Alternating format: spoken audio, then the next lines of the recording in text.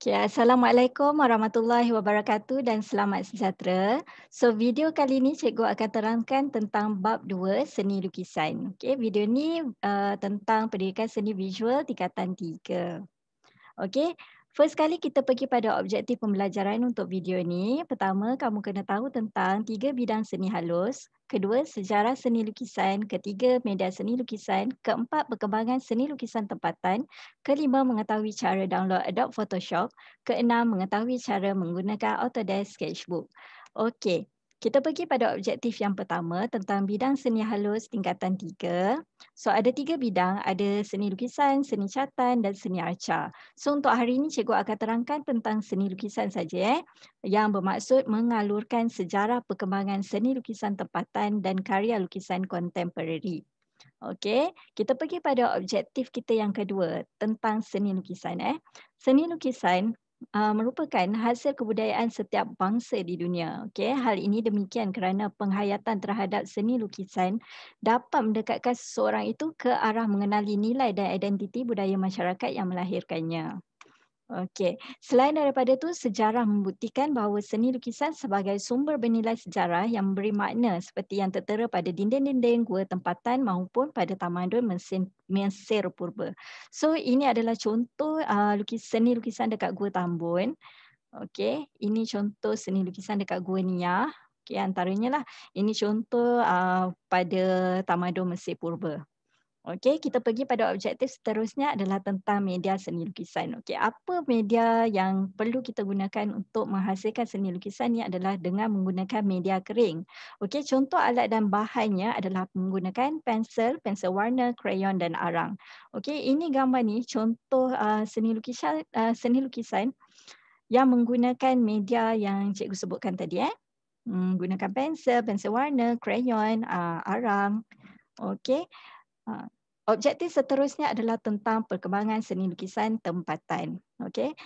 Kita tengok daripada tahun 1960-an sehingga kinilah. Okey, bermula pada era 1960-an ni, seni lukisan ni terdapat pengaruh gaya barat dengan aliran expressionism dan abstract expressionism dalam kalangan pelukis yang melanjutkan pengajian ke luar negara yang menerapkan style tersebut dalam karya mereka.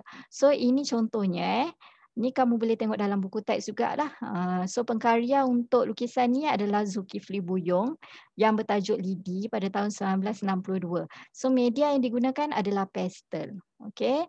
So, perkembangan pada era 1970-an pula berlaku perubahan ke arah kesenian tradisi yang lebih mencerminkan identiti nasional daripada ketetapan dalam Kongres Kebudayaan Kebangsaan 1971 dan Seminar Akar-Akar Kesenian Pribumi 1979. Masih mengekalkan gaya seni moden barat di samping kesenian tradisi dan Islam sebagai sumber inspirasi dalam berkarya. Okey, gambar ni cikgu ambil daripada Google sumbernya. So, ni seni lukisan pada era 1970-an. Okey, seterusnya berkembang pada era 1980-an di mana kebangkitan seni Islam terselah.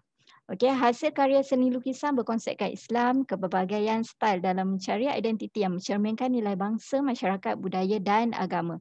Ini contoh lukisan ni pun cikgu ambil daripada Google. Pengkaryanya adalah Muhammad Syaimi Hashim. Okey, berkembang juga pada era 1990-an seni lukisan ni dikenali sebagai era pluralis lantaran kaya dengan pelbagai style, pendekatan dan makna. Okey, kelompok pelukis era 1990-an ni terdiri daripada pelukis yang menggunakan seni tradisi, pelukis yang merujuk kepada estetika seni Islam, pelukis yang mengekalkan style seni barat. Okey, ini contohnya lah. Ini kamu boleh tengok dekat dalam buku teks. Pengkarya untuk lukisan ni adalah Jalaini Abu Hassan. Tajuknya Ikan Kekek. Dihasilkan pada tahun 1993 menggunakan media arang. Okey, selepas era 1990-an ni, kita perkembangan seni lukisan ni pergi kepada era contemporary. Okey, era seni contemporary ni masa ni penerimaan teknologi telah mengubah persepsi bahawa karya seni tampak tidak lagi terhad kepada penggunaan media, alatan dan teknik konvensional. Jadi, penerokaan aplikasi media digital oleh pelukis tempatan telah menzahirkan pelbagai hasil seni karya kontemporari melalui media campuran. So, ada menggunakan media baru, teknik hybrid dan teknik lukisan digital. Ni yang kita akan belajar nanti hari ni, teknik lukisan digital ni. Okey, so kalau kamu tengok dekat dalam buku teks ada gambar perempuan ni kan. Yang ni dia hasilkan dengan menggunakan teknik media digital lah. Okey, nama lukisan ni adalah Digital Portrait Juliana yang dihasilkan oleh Muhammad Ekram Al-Hafiz Hashim. Okey, yang sebelah sini pula pengkaryanya adalah Hasnul Zaman Saidun yang bertajuk Proclaim Series. Dihasilkan pada tahun 1971. Media yang digunakan adalah dengan menggunakan cetakan digital, dark white, pensel dan juga collage fotografi atas kertas dan kanvas. Kalau kamu tengok ni ada pelbagai media yang digunakan untuk menghasilkan karya ni karya Proclaim Series ni. Okey, seterusnya ini objektif kita yang seterusnya lah tentang bagaimana langkah untuk install Adobe Photoshop dalam PC kamu. Okey, kalau kamu ada laptop ke PC ke kamu boleh install Adobe Photoshop ni ni caranya. First kali kamu kena search Google, okey, Google Engine. Lepas tu kamu kena type dekat situ Adobe Photoshop, tekan search. Okey, seterusnya kena klik download. Okey, bila kamu scroll jumpa perkataan download trial tu, okey klik download. And then kamu nampak perkataan install, kamu klik kat situ. Okey, lepas tu nampak perkataan open, klik dekat open. Okey, bila dah keluar tu, kamu kena kenali dulu tools dekat situ. Perhatikan dan kenali setiap fungsi tools yang ada pada Adobe Photoshop tu. Kemudian baru kamu klik add new file dekat situ. Dan kamu boleh mulakan lakaran. Bolehlah kamu menghasilkan lukisan digital dengan menggunakan Adobe Photoshop yang kamu dah install dekat dalam PC kamu tu. Okey, ini caranya. Ni kalau kamu dah download tu, okey dekat sini ada dia punya tools dia. Okey, dekat tepi ni. So kamu kena kenali dulu. First kali kamu kena buat lakaran asas, kemudian kamu boleh aplikasi teknik satu tone warna. Okey, untuk hasilkan lukisan ni. Okey, kemudian kamu bolehlah aplikasi tone warna berdasarkan elemen pencahayaan dengan ada bayang ke kan, buat bayang. Okey, last kali kamu kena perincian dan kemasan takhir. Bagilah perincian, letak background dia, semualah. Boleh dibuat menggunakan Adobe Photoshop. Okey. Ini seni lukisan digital. Okey, seterusnya cikgu nak ajar kalau kamu menggunakan phone yang iPhone lah, kamu boleh download apps Autodesk Sketchbook. Okey, kamu type je dekat App Store, tulis Autodesk Sketchbook. Okey, lepas tu je install. Lepas install, benda tu dah ada dekat dalam kamu punya phone. Okey, buka. Okey, inilah paparannya. Ni yang kamu akan nampak. Macam ni. Okey. So dekat dalam ni macam-macam boleh lah. Kamu boleh pilih apa brush yang kamu nak guna. Kamu nak lukis guna pensel pun ada, guna pen pun ada.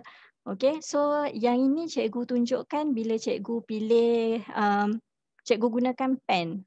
Cikgu gunakan pen untuk lukis. Okey.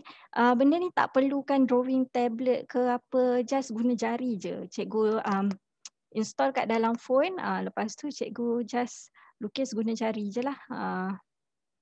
Okay, so kita just boleh pilih. Warna pun boleh pilih.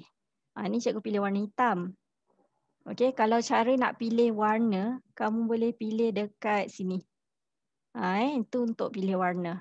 Okay, kalau nak pilih brush apa yang kamu nak guna, kamu boleh pilih dekat sebelah dia tu.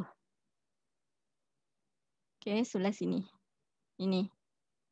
Ini kamu boleh pilih brush apa. Okay, kalau nak save kena klik yang sini. Okay, pembaris ke, nak buat bulat ke, kamu boleh pilih kat sini. Lepas tu dia ada button kecil tau dekat bawah ni. So nanti kamu kena download dululah dan kamu akan tahulah apa dia punya apps dia tu yang ada. Okay, So seterusnya adalah ini adalah contoh yang cikgu ambil daripada Google, best drawing apps for Android. Okey, siapa yang guna phone untuk Android, ni contohnya yang kamu boleh download dalam phone kamu tu untuk buat lukisan digital. Okey. Kalau yang ni pula, gunakan iPhone. Apps yang kamu boleh download dalam iPhone lah. Macam tadi cikgu guna Autodesk Sketchbook ni kan. So kita install kat dalam kita punya phone, kita boleh guna dah benda tu. Okey. Okey, itu sajalah untuk hari ini, video untuk kali ini. Okey, terima kasih sebab mendengar sehingga habis. Okey, harap bermanfaat. Assalamualaikum dan selamat sejahtera.